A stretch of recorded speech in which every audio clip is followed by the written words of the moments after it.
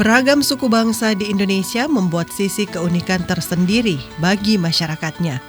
Keunikan tersebut memiliki ciri khas baik kuliner maupun budaya. Salah satu etnis masyarakat asli Kalimantan ialah suku Tidung yang terkenal dengan tarian musik Jepen. Musik ini pun dengan lantang diperdengarkan ketika acara etnis berlangsung, semisal selamatan, syukuran, dan acara peresmian.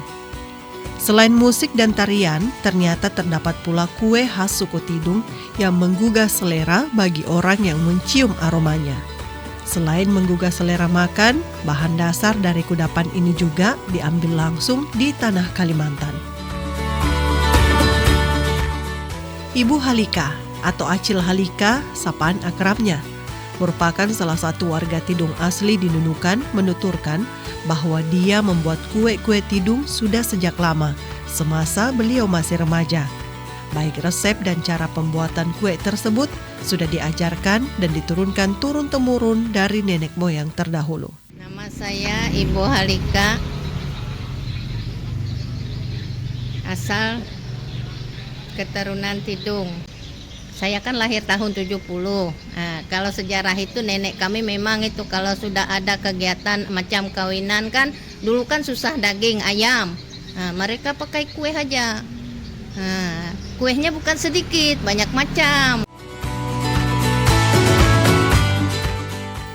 Selain bercerita tentang sejarah singkat dari kue-kue khas suku Tidung ini, Acil Halika juga menyebutkan beberapa macam kue buatannya yang dibawa saat kami berkunjung.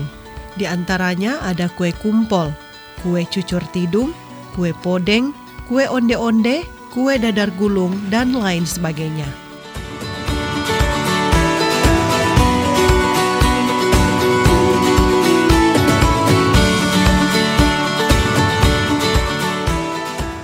Sejarahnya satu-satu kah?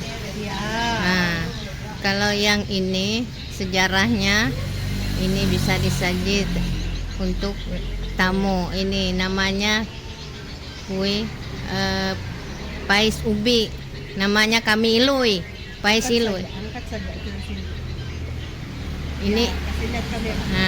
Ini pais namanya, bahannya dari ubi, tapi kami bilang orang Kalimantan ilui. Nah, dikasih ini simpel saja ini karena dia habis diparut.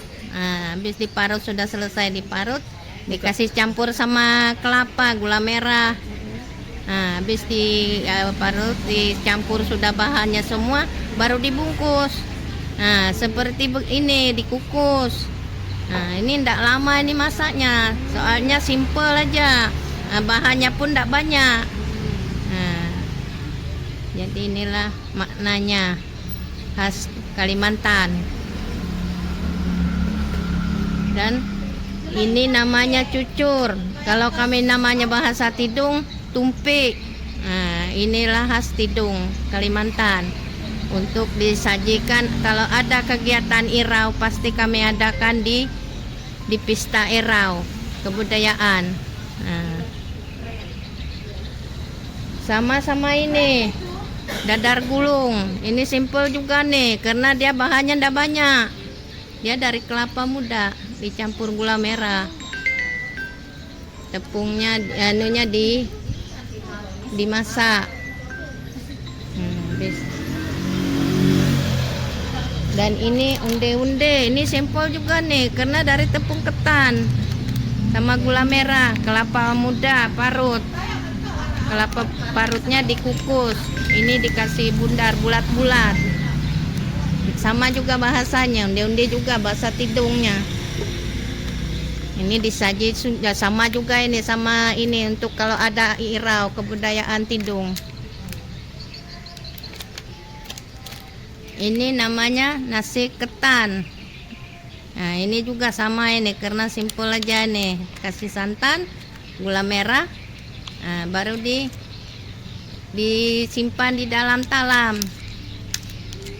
Nah, baru dipotong, sudah baru dibikin begini. Nah, disajikan di depan tamu. Nah, namanya nasi ketan.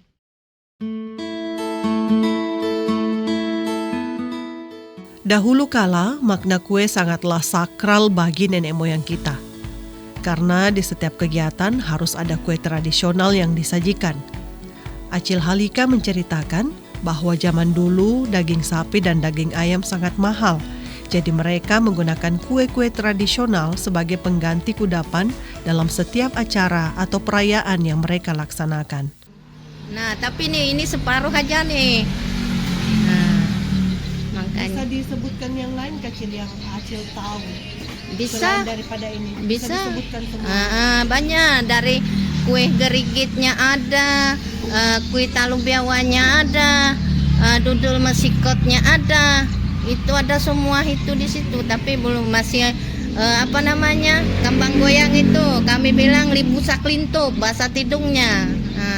Talu biawan itu bahasa tidungnya, biawan itu bilangnya jangan kau ribut. Nah, namanya itu kalau biawan orang ini tuh bilang orang kan ribut. Nah, karena dia anunya ribut, jadi kasih nama talu biawan.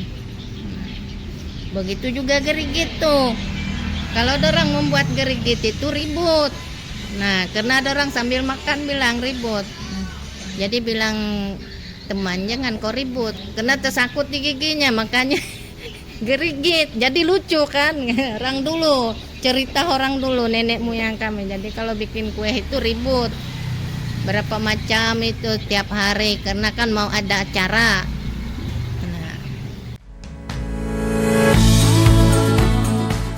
Sementara itu, Ibu Nur Hasana, salah satu anggota FKPT atau Forum Komunikasi Perempuan Tidung, menuturkan setiap event atau acara besar yang digelar di Kabupaten Nunukan belum pernah menampilkan kue-kue khas suku Tidung.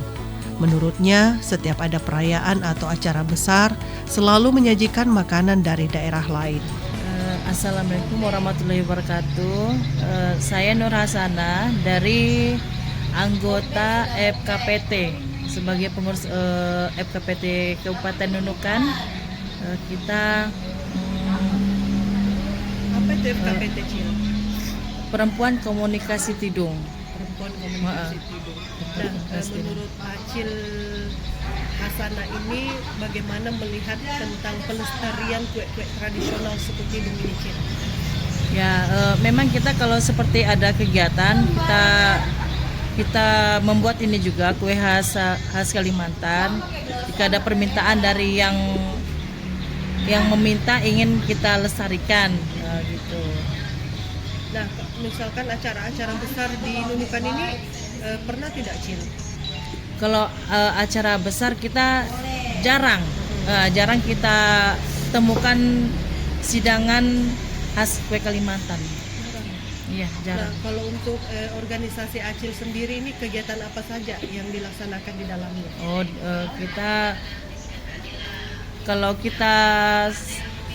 Kalau acara di dalam kegiatan FKPT memang kita pernah juga buat seperti ini untuk macam ditandingkan kan ya, Bu? Ditandingkan kan antara ibu-ibu FKPT gitu.